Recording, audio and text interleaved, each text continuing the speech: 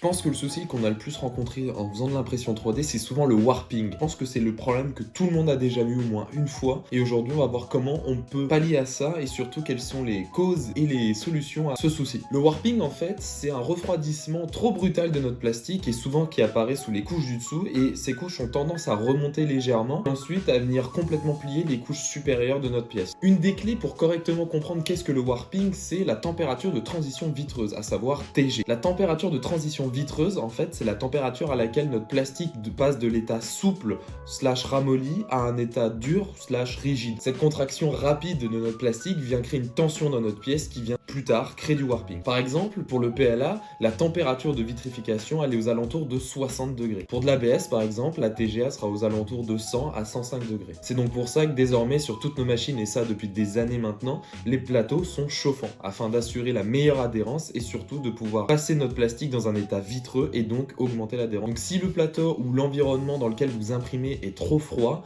eh bien la pièce va refroidir trop brusquement sur votre plateau et donc le warping va apparaître. Pour limiter l'apparition de warping, on vous demandera souvent d'adapter votre température d'impression sur le plateau en fonction du matériau que vous avez, de bien nettoyer votre plateau avec de l'alcool IPA. Vous pouvez également utiliser des solutions collantes comme de la colle en stick, de la laque ou simplement en mettant de l'adhésif, même si celle-ci est une solution beaucoup plus ancienne. Et aussi, on vous conseillera toujours d'imprimer dans des environnements qui ont une température stable. Par exemple, un caisson ou une pièce fermée qui maintient bien la chaleur. C'est pour ça aujourd'hui que la majorité des machines sont fermées, puisqu'elles permettent d'assurer une imprimabilité plus large avec plus de matériaux. Une des premières astuces pour éviter le warping, c'est de désactiver la ventilation sur votre première couche. Comme ça évitera que votre matériau refroidisse trop brusquement, voire ne refroidisse tout court, et donc assurera la meilleure adhérence à votre plateau. Ensuite, comme je vous le disais, l'idée ça peut être d'ajouter de la laque, de la colle ou du scotch double face, et aussi également une brime paramétrable dans le slicer, une brime de plus ou moins grande taille selon le matériau que vous imprimez. Par exemple, sur du PLA, c'est pas forcément nécessaire. Sur de l'ABS, on peut passer à 5, 10, 15 mm de brime. Vous pouvez également réduire la vitesse d'impression pour la première couche qui assurera une bien meilleure adhérence, ou même utiliser un raft qui est une surcouche de plastique sur laquelle votre pièce va s'imprimer. Comme je vous le disais avant, n'hésitez pas à quand même vérifier souvent le nettoyage de votre plateau. Également, il faut prendre en considération que certains matériaux ne peuvent pas s'imprimer sans caisson, comme l'ABS, l'ASA, le nylon, le PA, etc.